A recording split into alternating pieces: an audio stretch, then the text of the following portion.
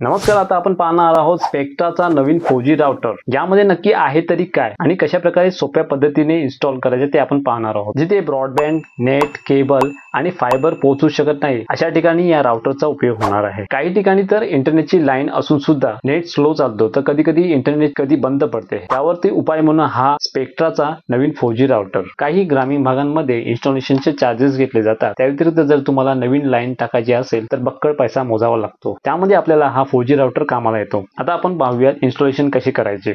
सर्वात आधी आपण आउटडोरचा अँटेना लावून घेऊया. तर अशा प्रकारे आपला आउटडोरचा अँटेना लावून झालेला आहे.